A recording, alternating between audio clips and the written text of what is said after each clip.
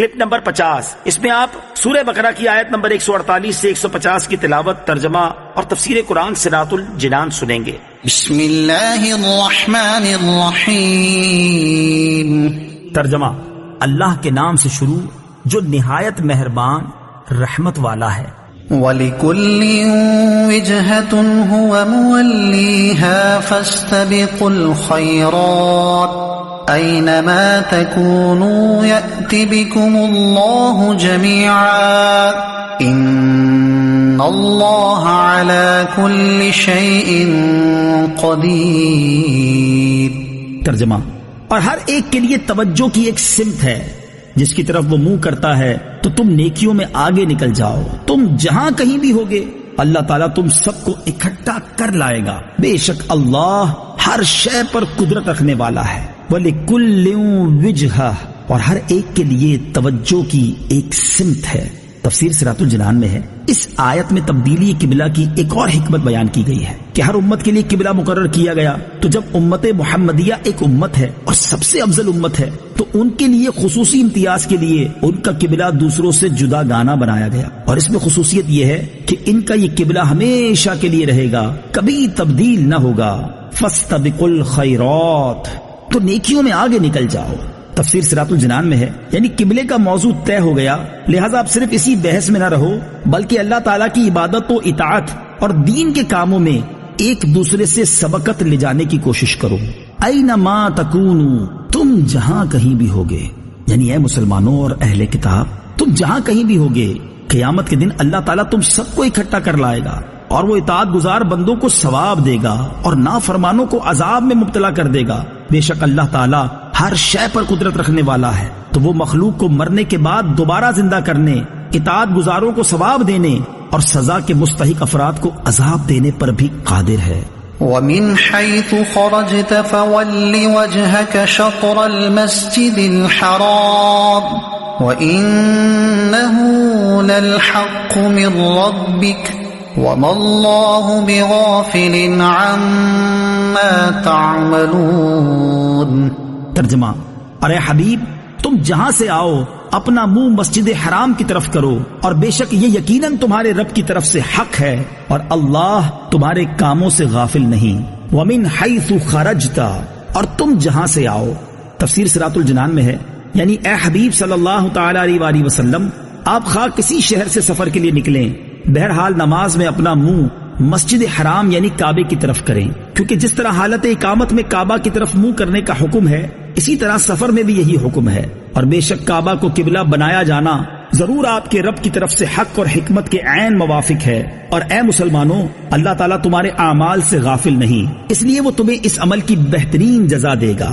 وَمِنْ حَيْثُ خَرَجْتَ فَوَلِّ وَجْهَكَ شَطْرَ الْمَسْجِدِ الْحَرَامِ وَحَيْثُ مَا كُنْتُمْ فَوَلُّوا وُجُوهَكُمْ شَطْرَهُ لِئَلَّا يَكُونَ لِلنَّاسِ عَلَيْكُمْ حُجَّةٌ إِلَّا الَّذِينَ ظَلَمُوا مِنْهُمْ فَلَا تَخْشَوْهُمْ وَاخْشَوْنِي وَلِأُتِمَّ نِعْمَتِي عَلَيْكُمْ وَلَعَلَّكُمْ تَهْتَدُونَ۔ ترجمہ، اور اے حبیب تم جہاں سے آؤ اپنا منہ مسجد حرام کی طرف کرو، اور اے مسلمانوں تم جہاں کہیں ہو اپنا منہ اسی کی طرف کرو، تاکہ لوگوں کو تم پر کوئی حجت نہ رہے، مگر جو ان میں سے ناانصافی کریں تو ان سے نہ ڈرو اور مجھ سے ڈرو، اور تاکہ میں اپنی نعمت تم پر مکمل کر دوں اور تاکہ تم ہدایت پاؤ۔ وَمِنْ حَيْثُ خَرَجْتَ، اور تم جہاں سے آؤ۔ تفسیر صراط الجنان میں ہے، اس رکوع میں 3 مرتبہ نبی پاک علیہ الصلوۃ والسلام اور مسلمانوں کو مسجد حرام یعنی کعبے کی طرف منہ کر کے نماز پڑھنے کا حکم دیا گیا ہے، اور اس سے بظاہر ایسا لگتا ہے کہ یہ تکرار ہے، لیکن در حقیقت یہ تکرار نہیں، کیونکہ ہر بار کے حکم کی علت جدا ہے۔ پہلی بار جب نماز میں مسجد حرام کی طرف منہ کرنے کا حکم دیا گیا تو اس کی علت یہ بیان ہوئی کہ اللہ تعالیٰ نے اپنے حبیب صلی اللہ تعالی علیہ وآلہ وسلم کی رضا جوئی کے لیے مسجد حرام کو قبلہ بنایا اور نماز میں اس کی طرف منہ کرنے کا حکم دیا۔ دوسری مرتبہ جب مسجد حرام کی طرف منہ کرنے کا حکم دیا گیا تو اس کی علت یہ بیان فرمائی کہ اللہ تعالیٰ نے ہر امت کا الگ الگ قبلہ بنایا ہے، جس کی طرف منہ کر کے وہ نماز پڑھتے ہیں. اور جب امت محمدیہ بھی ایک امت ہے تو ان کا قبلہ مسجد حرام کو بنایا اور اس کی طرف منہ کر کے انہیں نماز پڑھنے کا حکم دیا گیا. تیسری مرتبہ جب یہ حکم دیا گیا تو اس کی علت یہ بیان فرمائی کہ قبلے کے معاملے میں یہودی مسلمانوں کے خلاف حجت قائم نہ کر سکیں. وَحَيْثُ مَا كُنتُمْ فَوَلُّوا وُجُوهَكُمْ شَطْرَهُ، اور اے مسلمانوں تم جہاں کہیں ہو اپنا منہ اسی کی طرف کرو. تفسیر صراط الجنان میں ہے. اس آیت میں مجموعی طور پر لوگوں سے فرما دیا گیا کہ تم حالت سفر میں ہو یا حالت اقامت میں، جنگل و بیابان میں ہو یا شہر میں، ہر جگہ ہر حالت میں اور ہر وقت تم صبر نماز میں خانہ کعبہ ہی کی طرف منہ کرنا ہے، تاکہ یہودیوں کو اس اعتراض کا حق نہ رہے کہ ان کی کتابوں میں تو قبلے کی تبدیلی کا لکھا ہوا تھا لیکن اس نبی نے تو ایسا کیا ہی نہیں، یا وہ یہ اعتراض نہ کر سکے کہ یہ نبی ہمارے دین کی تو مخالفت کرتے ہیں لیکن قبلہ ہمارے والا ہی مانتے ہیں. اور مشرکین کو یہ اعتراض کرنے کا موقع نہ ملے کہ نبی کریم صلی اللہ تعالی علیہ وسلم نے قریش کی مخالفت میں حضرت ابراہیم اور حضرت اسماعیل علیہ السلام کا قبلہ بھی چھوڑ دیا، حالانکہ نبی کریم صلی اللہ تعالی علیہ وسلم ان کی اولاد میں سے ہیں اور ان کی عظمت و بزرگی مانتے بھی ہیں. الا الذین ظلموا منہم، مگر جو ان میں نا انصافی کریں. تفسیر صراط الجنان میں ہے یعنی اللہ تعالیٰ کی طرف سے تو حجت پوری ہو چکی، اب بھی اگر کوئی اعتراض کرتا ہے تو وہ خود ظالم ہے. یاد رہے کہ دین کی راہ میں تانے سننا انبیاء کرام علیہ الصلوۃ والسلام کی سنت رہی ہے. فلا تخشوہم واخشونی، تو ان سے نہ ڈرو